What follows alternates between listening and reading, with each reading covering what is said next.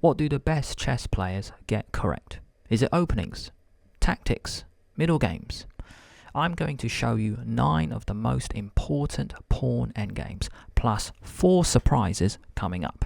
To spoil this video for you, I'm going to show you all the spoilers right now. In this position, this is a pawn breakthrough, so this will be the first spoiler. Next one. This, white actually has an absolutely brilliant move here. You guys might be thinking it's just 2 pawns each. Stick around to the end. This is how I'm going to end this video. Next bit, it looks like black is just totally winning. You're just going to run the pawn. You can't save it. You can't stop. White can't save this position. And now the final moment, that's a check. Check played, and here is probably one of the best moves I've ever seen for black. It looks like it's game over. It looks like it's game over because you just got 2 pawns. No. Brilliant move coming up. So guys, 4 surprises, but we begin at the beginning. We need to go to the basics, get them right, and we have sorted out our chess pawn endgames. Here's the first one.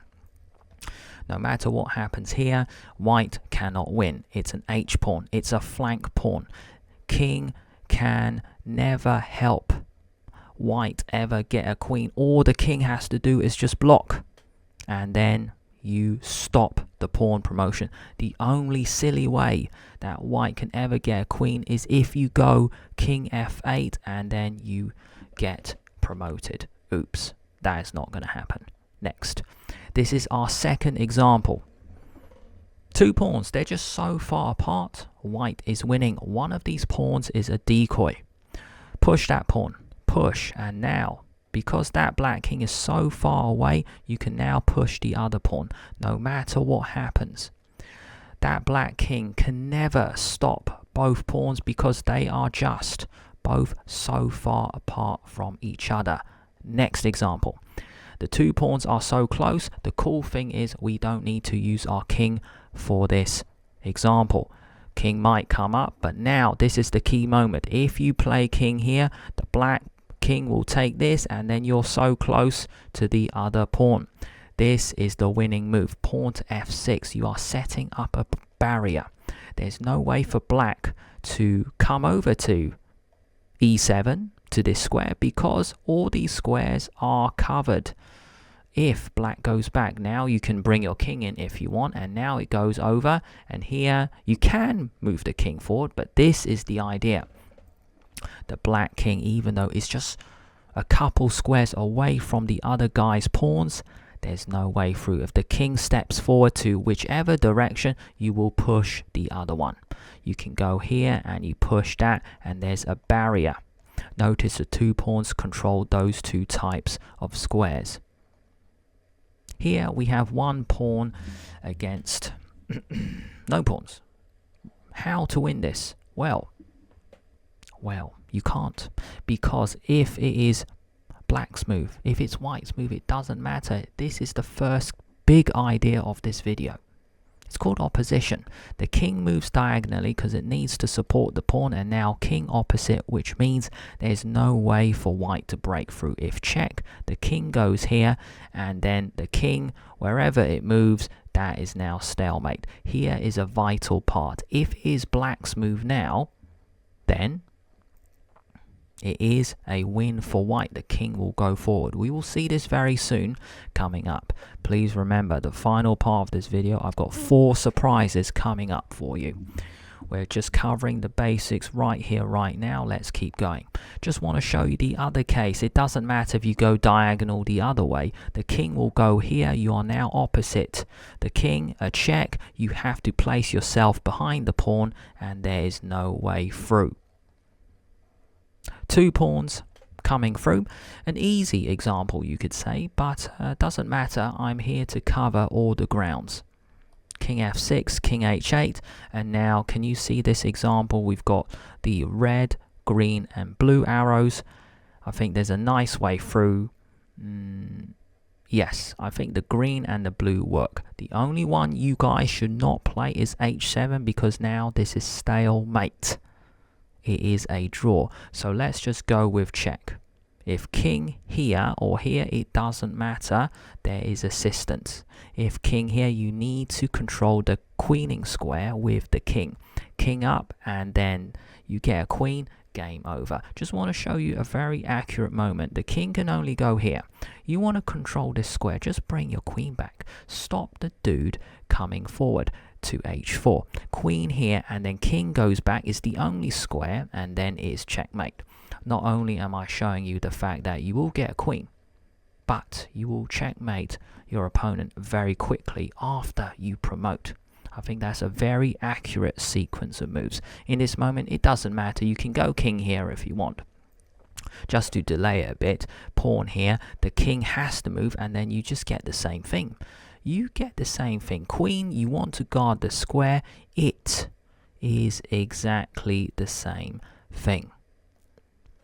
This is another key idea. We have just learned about the opposition. The next big idea in Chess Pawn Endgames is the square. If your opponent's king is inside the square, then you will catch up. You will chase the pawn. Notice this is a 5x5 square, so push, and now it's a 4x4 square. You are inside it, push. Now what's he talking about? Why is William mentioning the square? Because when you're in it, then you are able to stop the pawn. That is the smallest square possible. A 2x2, the king comes up, and there's no way for white to win this game. Just want to show you one of the biggest squares possible. You can forget about the white king. That is not the point of this exercise. The pawn just pushes, and we have a 5x5 square. The king steps in, and then you are... you will catch up with the pawn as we saw before. 3x3, 2x2, and you stop the pawn. Here we go. It's 1 against nothing. Just one pawn for white. You might be thinking, well, he's just covered this. Not really. Now it's on the 5th rank, so it might be a tiny bit different. So let's say white moves aside because he wants to make progress. This is the key moment. The black king has to step backward, because when the king comes up, now you match up. A check might be played, it doesn't matter. You've got 3 choices.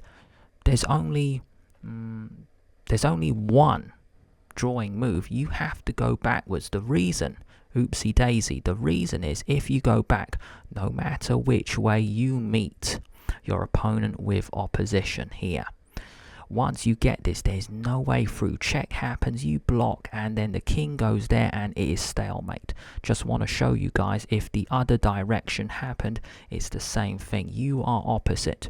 You have made your king move, it is opposite. A check is played, you block, and it will be stalemate.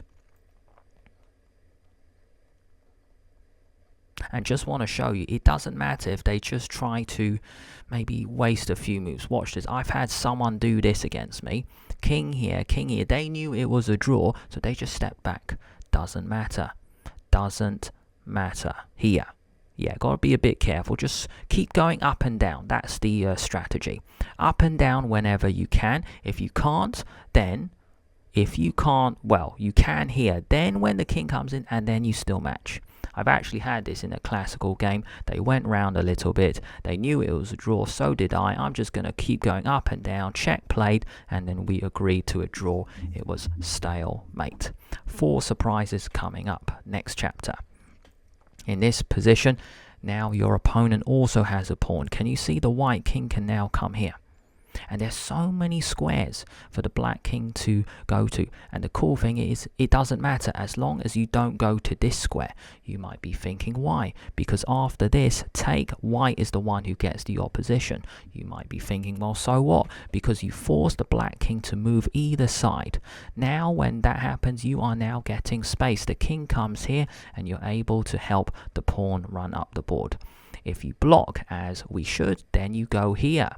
When the king is now opposite, then you have got the opposition. Wherever they go, you go the other way. So let's say that happened. You slide in. Here you control the square. You march the pawn up the board. Every square is now controlled by the king. So that's how close these pawn endgames are. Let's keep going. Let's go back a tiny bit to this moment. So you might be thinking it's lost for black. No, that's not true. You just need to move the king to a square such that when white takes the pawn, which is the only way to make progress, then you step forward and then you get the opposition. Why does this matter? Because if you step to the side now, you get the opposition. Push doesn't matter, just block the pawn. You don't know what to do, you just block the pawn. It can't go forward, and here is the only move that draws. You see the two green circles I've drawn, they both lose, because when that happens, then white gets the opposition.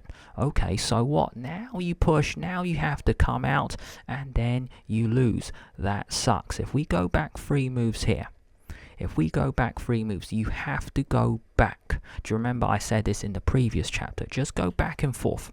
If you don't know what to do with your king, go back and forth, because if they come in, then you meet with opposition. You just stop them going forward. A check is played, you have to block, and then we get stalemate. Right, here we go. This is a really cool example, and let's have a think how best to present this. I'm going to give you guys 5 seconds. Can you find a really cool way for white to break through? You guys might be thinking, why is William showing this example? He's just 2 pawns up. You just run the pawns up the board or get the king in. But there's a beautiful way to finish this up. Do you remember chapter 2? We had the 2 pawns either side, and that is kind of a clue. This is a decoy example. It's a deflection. 5 seconds. The cool move is you need to get a queen. The reason is that king is actually doing a great job controlling all these squares. By giving up a pawn, you force the king away, and then now you control that square. Oops, you now control that square. When that happens, now you go forward, forcing the king. The only square is king h7, and then you push, you get the queen. The king has to come up, and do you remember I showed this sequence a few moments ago? The king comes here, just be accurate. Stop the king coming up. It's actually just mate in 2. Stop the king, it has to go back, and then checkmate. Let's keep going. And now are we on to the 4 surprises I promised you at the start? Let's see. Let me scroll down a bit. Yes. Here we go, the surprises, and then that will be the end of the video. Here we go. One of the most important ideas is called pawn breaks. Here, it looks like it's just 3 against 3, nothing to be done. You push, I take. That's it. That's not true. Not today. It's one of the most beautiful examples in chess. Notice it's very important the kings are both very far away. If the black king was really close, then this wouldn't work. Okay, so the first move is pawn to b6. Now both pawns can capture. Okay, here you go. I'll give you guys 5 seconds. You can pause the video now or let the timer run. Can you see a brilliant move for white? So then you promote. 5 seconds. Notice both captures are not the point of this puzzle. It's not the point of this video either. You have to push. What a beautiful move. If take, then you push, and there's no way to stop it. And if you take the other way, you will take that pawn, and then you get a queen.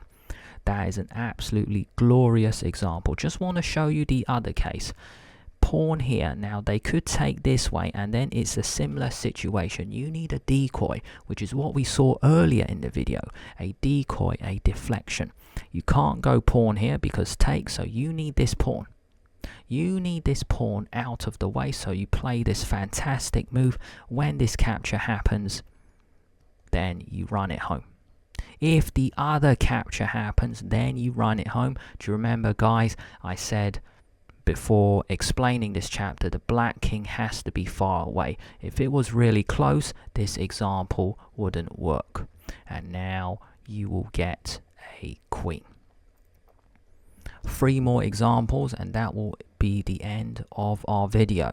3 more surprises coming up. In this position, it looks totally level. Just 2 pawns each. You guys might be thinking, why is William maybe showing a boring draw? No. White has a brilliant example, a brilliant move here. I'll give you guys 5 seconds. The clue is you don't move the king.